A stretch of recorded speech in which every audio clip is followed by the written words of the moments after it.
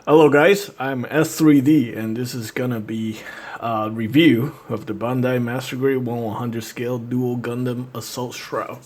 So this kit was released in 2012, obviously made in Japan, and this is my second Gundam C Master Grade kit, and I have to say the inner frame is actually really nice on these kits.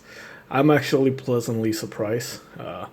I'm guessing this is the reason why the Gundam C Master Grade kits are so popular.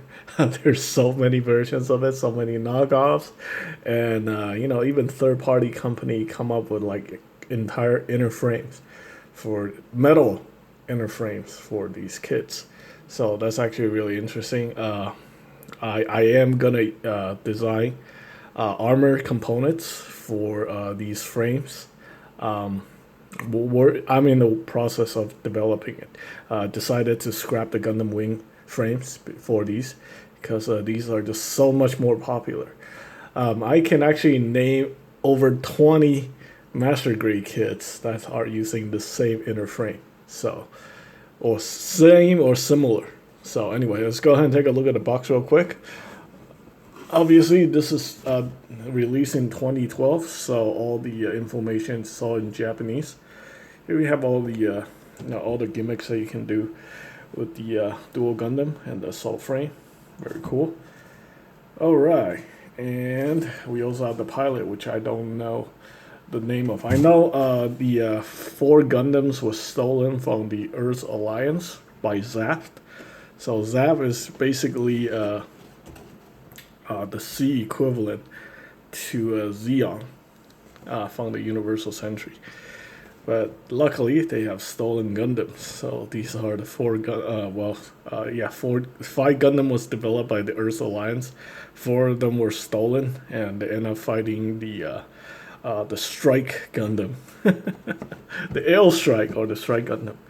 Anyway, retail price in Japan is 4,200 yen, 4,200 yen. So that's about $41 US dollars.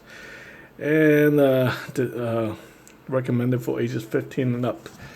All right, so there you go. And let's go ahead and take a look at what we get here.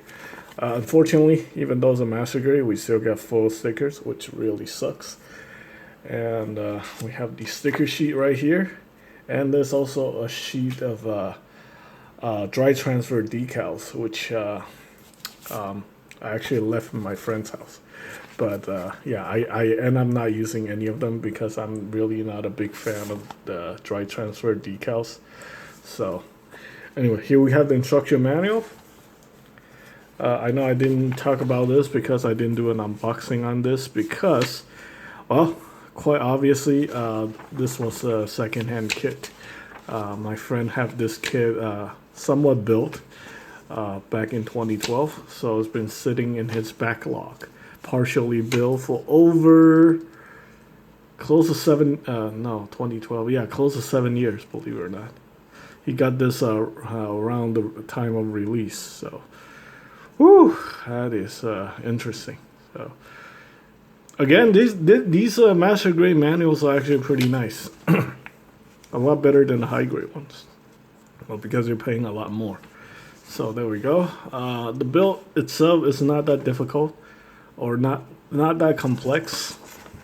If you have built any previous Gundam Seed kits, then you probably are familiar with how these things go. So there we go. Sticker placement, decal placement. And here we go. So this is how it looks like. Alright, so we have some leftover parts, mostly just polycaps. This time you use up most of the plastic on this kit, and then we also have the option hand parts. So there we go. Polycaps in the Master Grade. I know, I love to complain about that. Alright, so articulation wise is pretty much the same as this guy right here, which I have previously reviewed. So for this video, we don't really need to talk about articulation. We're going to talk about the components. Accessory, we got this beam rifle, and all the accessory can be shared between the Gundam C line, even the Gundam wing, because they use the same hands. All you have to do is plug the trigger finger with these weapons attached to the Gundam wing kits, and even the Gundam C kit, because they all have these similar design hands with the interchangeable front section. So that's actually really cool. You got options between 3 different lines of Master Grade kits. So yeah, the beam rifle is actually really cool.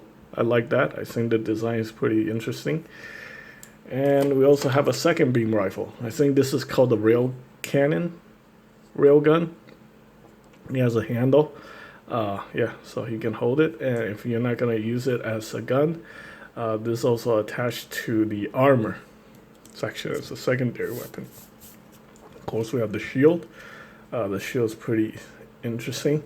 You got a handle that can be collapsed, or the handle can be plugged in into this direction, and then you become an actual handle that you can hold.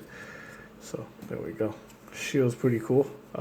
There's a dry transfer decal that says ZAF on it. I didn't put that on. And we got this gigantic bazooka, which is used by the Astray Gold frame and the blue frame, I think. Yeah. So this is actually his weapon, but it's most commonly used by the Astrays. So there we go. This is a pretty cool looking bazooka, actually.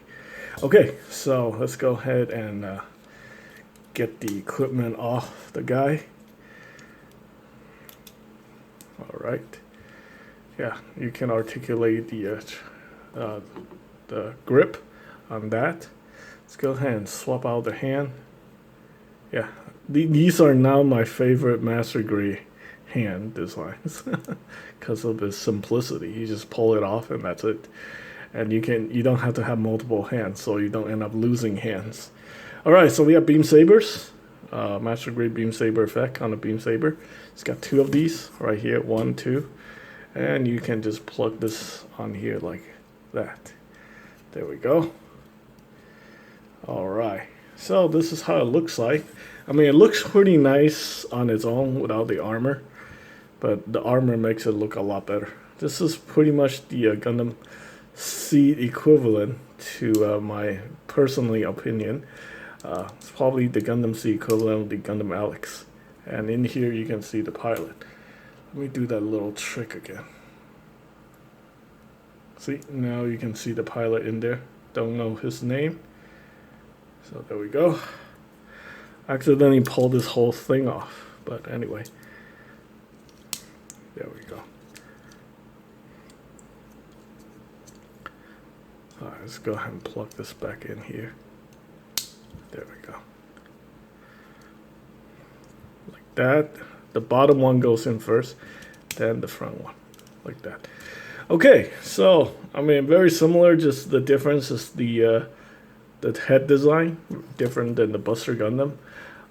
This one is more, I think this one is more closely resemble that of the Strike Gundam. Okay, I just realized one of the parts actually got stuck on the armor. There we go. Alright, so there we go. Okay, now let's go ahead and armor this guy up. It is pretty simple. So you have the leg armor. That pretty much just clips on right there.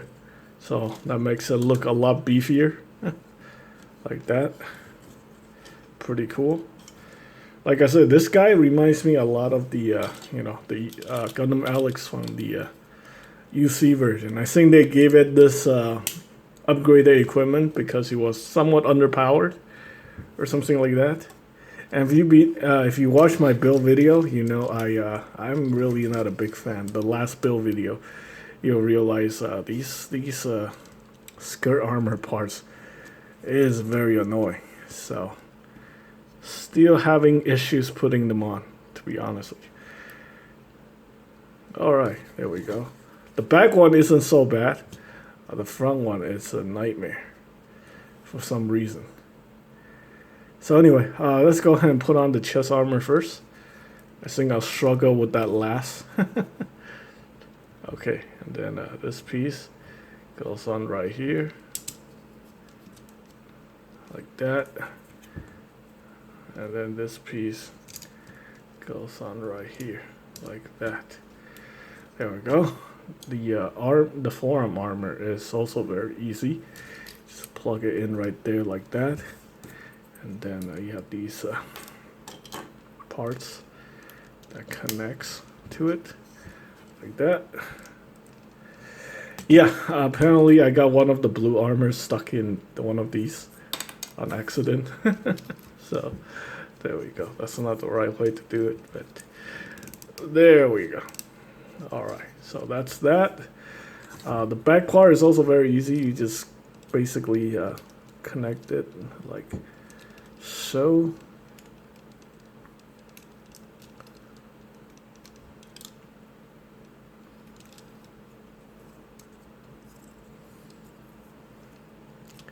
Push this pieces out. And there we go. It connects in right there like that. Then you take this upper piece and you slide it in like right there. Just held in there by friction, that's it. It's really not like the most solid connection. There we go. Okay, and then the shoulders, also very easy. That goes on right there like that. Then this piece goes on right here.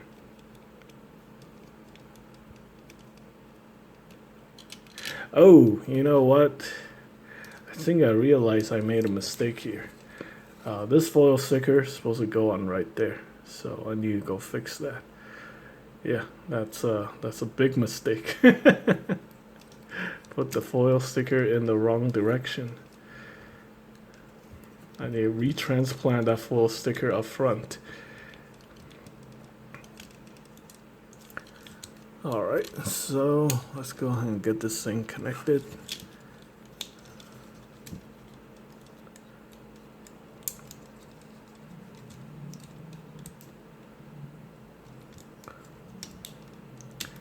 There we go. There's that. And then this can open up, revealing the missile pods. Missile pods inside. Why is this so difficult?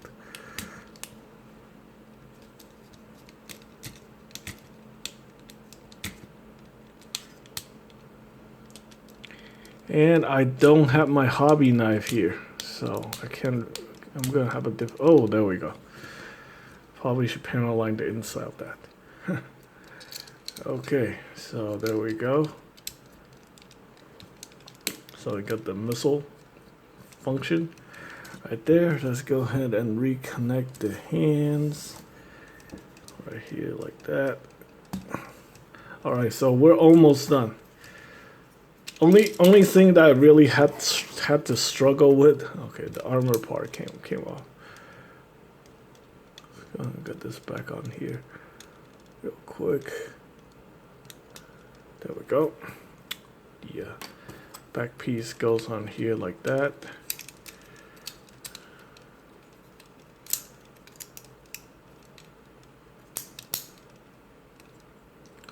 There we go. And then the front piece goes on here like that.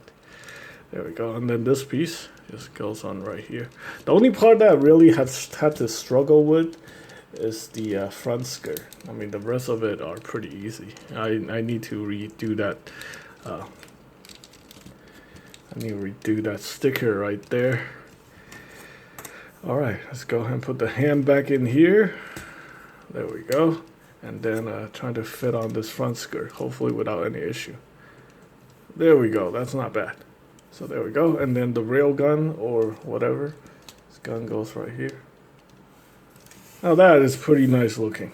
Yeah, very impressed with this. Yeah, I forgot to tell you guys, there's also the action base and the little figurine of whoever this is.